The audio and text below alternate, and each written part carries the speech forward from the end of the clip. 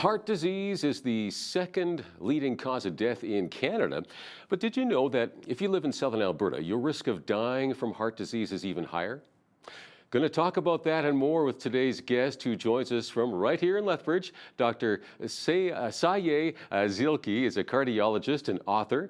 She is the physician lead for cardiac sciences in the AHS South Zone, the chair for the Southern Alberta Cardiac Sciences Advisory Cabinet, and is a member of the University of Lethbridge Board of Governors. And she is the medical doctor or director of Chinook Cardiology and of the Heart Function Clinic and Cardiac Rehabilitation Program, both part of the Alberta Healthy Living Program of Alberta Health Services. Now, don't ask me to repeat that. That was a mouthful. Great to have you with us, Dr. Zielke. Thank you so much for having me, sir. Oh, looking forward to the conversation here today.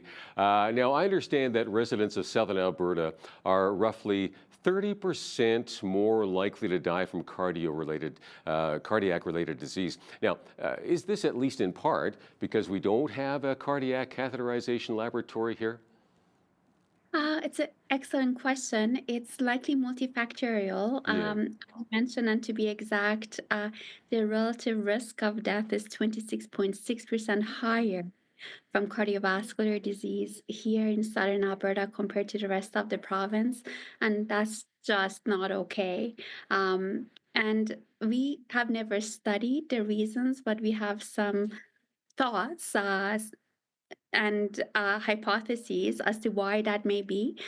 We do know that our risk factor profile in the population is about 15% higher compared to the rest of the province. Sadly, our population is less healthy, so that surely contributes to it. We do not have access to the recommended number of cardiologists. Um, and we also have studies that show that the more access to cardiology, the better the outcomes. So that likely contributes to it. And of course, as you mentioned, we do not have access to some of the diagnostic and therapeutic modalities such as a coronary angiogram, which are now considered standard of care in cardiology. Right, so we're missing some key components here, and that's all contributing toward that higher risk here in southern Alberta. So, I mean, how many people does this impact every year? I understand it's like more than 1,000. Is that correct? About just over 1,300 patients are expected or are required to make the trip to Calgary to the coronary angiography suite cath lab in Calgary. And some maybe even aren't healthy enough to make the journey, and you're kind of stuck, right? So, yeah. Now you've made this your mission, haven't you? I mean, you recently got the keys to the city given to you, and well deserved. So kudos to you there. But you really want to get a cardiac cath lab for Southern Alberta. This is important, isn't it? Absolutely, and I'm humbled by the support of my community, but ultimately, I'm driven by one thing, and that is my patients and Yep. my patient care. I cannot emphasize to you how difficult it is when we have a patient that is too sick to airlift to Hmm. Calgary. You have to sit at the bedside in the ICU, and the frustration of knowing that if you're in Calgary, you'd be rolling them down the hall to get the help, to get them the help that they need, but sometimes they're just too sick to airlift. That's just devastating. It's devastating for the patients, of course, their family, the team that's taking care of them. And some patients have very large number of difficulties commuting to Calgary to access some of the services. Even the patients who are not admitted, who are home but need to make the trip to Calgary. Some are older in our field. Some have no access, no transportation, no way of really getting there. We do try our best not to leave anyone behind and kind of find volunteers to get them to Calgary, but still, it's a big deal. Having care closer to home matters. Yeah, they're not just numbers, right? I mean, yeah, we're talking, 1,300 people. Well, it's a stat, but each one of those, is a mom, a dad, a grandfather, whatever, a loved one, and they matter. So, I mean, what kinds of crucial procedures does a cath lab actually do? I mean, again, for just somebody watching, I mean, I don't know, what do they do? Question. So a cornea angiography suite does two things: diagnostics, and also can be used to provide therapy, so therapeutics. So basically, a cath lab or a coronary angiogram, a cardiac catheterization is but allows us to see the coronary arteries better and allows us to measure pressure inside the heart and understand the flows across the valves in the heart, as well as measure pressures in the lungs. So the way that it happens is that typically we freeze the skin in the wrist or on top of the leg with similar to what a dentist uses to freeze your gums, um, and pass a small tube or a catheter, we call it, through the artery. We go all the way to the heart, engage the artery in the heart, shoot some dye that lights up under X-ray, and with X-ray machines take a picture or a video of the dye passing through the arteries. Now, if the arteries are narrowed, we will see that because there's dye going through them. And also we can, with the wires and catheters we have inside the heart, we can measure flow to understand what is happening with the valves and what are the pressures inside the heart and the lungs.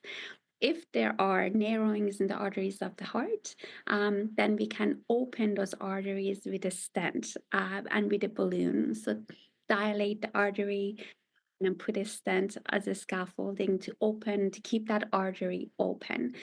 That is what we do with patients who present who have chest pain, who because of the narrowing in the arteries of the heart.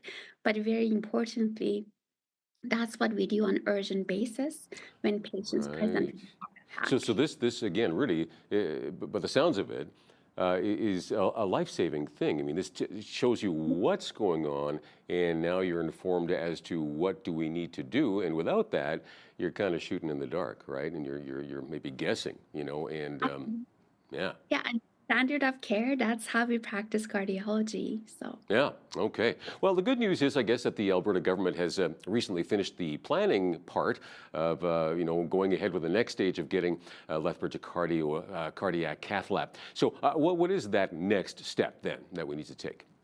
yeah, so the government of Alberta has announced funding towards functional Yeah. planning Hmm. for a cath lab, but also for cardiac sciences in general. In order to have a successful cardiac catheterization program, we will need a support of an updated ICU and CCU. Coronary care unit, as well as a cardiology ward and other forms of imaging. So this is an all-encompassing program altogether to hopefully help elevate the care that we provide in Southern Oh, Alberta. for sure. And So is that going to be, are they planning on building that within the existing Lethbridge Chinook Regional Hospital here, or is that going to be like a separate brand new facility they're going to build? So that's not quite settled, but we do have shared space, and that's part of the feasibility study. Currently, at Chinook Regional Hospital, the 4L and 5L, the new part of the buildings, are empty. So we'd love to see that be used and not sit there empty. We are ready to go. So we're just waiting for the feasibility study to be completed. And then hopefully the government will take the further step in funding it. But in the interim, we have set up the Cardiac Sciences Advisory Cabinet. So with prominent leaders in the community and have established a relationship with the Chinook Regional Hospital Foundation to fundraise towards this project. And that has been an extremely wonderful and productive project. And our goal is ambitious. We're hoping to raise $30 million by 2027, but okay, That's a lot of money, but gives you a few years. for Okay. sure. Yeah, and I know there's a February 1st, right? There's an event taking place, the Bringing Hearts Home Gala. That'll be at the Agri-Food Hub and Trade Center here in Lethbridge. And I understand Lanny McDonald's going to be there, right? Former NHL star, and some entertainment music from Trevor Panzak. So it'll be good, I'm sure. And again, that's coming up February 1st, so people can. Take part in that hopefully. And but realistically, I mean, how long do you think it'll be? Provided I guess that money is raised. raised and so forth, and money coming in from government. I mean, how long would it take to have that new cath lab up and running? If I had my way, it would be next week. Because every single day that goes by, we potentially lose a life, and that's not acceptable. The sooner the better. I think realistically, it will take a couple of years, so 2027 at the earliest, and possibly 2029. But it's really hard to know that until we have done the feasibility study and until we have the full funding in place to build it. But I have to tell you, Paul, I am over the moon thrilled with our gala on February 1st. It looks like it will be the largest gala held in Lethbridge at the exhibition center because it's the largest venue. Um, and we weren't quite sure what the support would be like in the community, but we are incredibly overwhelmed by it. It is sold out. We are running a wait list. And we have so far raised over $400,000 in revenue, and we haven't even held the gala yet. Right, yeah, so That much more to al- come then. yeah, and that also breaks the record for the most raised through an event through the foundation. So we are so humbled and so incredibly overwhelmed by the community's support, and just can't believe it. All right. Well, let's pray that good things come in here and quickly, right? And you've been advocating for more cardiologists in Southern Alberta. How many do we need?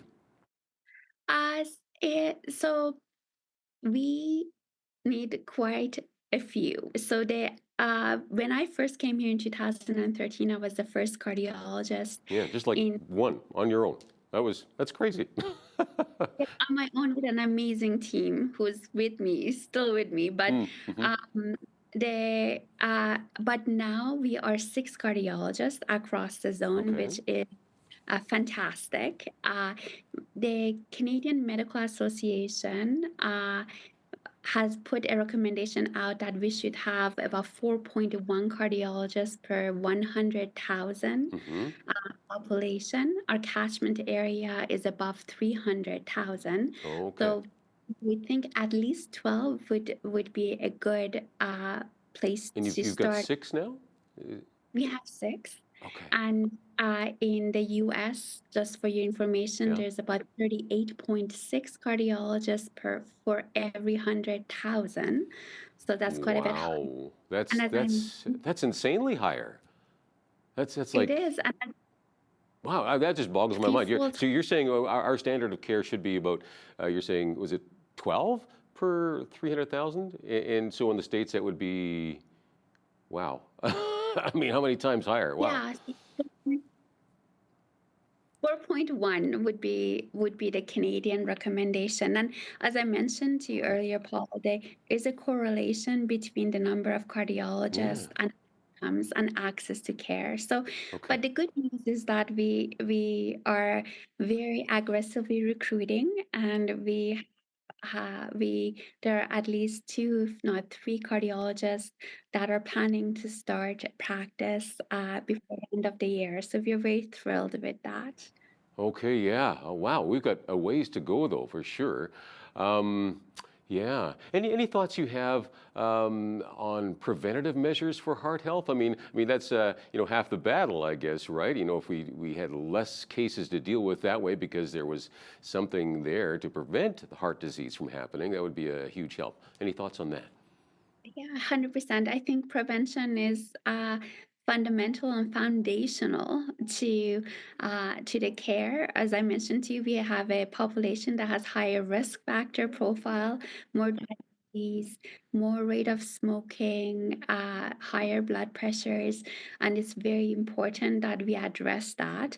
That's very close to my heart. I spend my free time, extracurricular activity, kind of writing about that and putting information together because I think it's critical.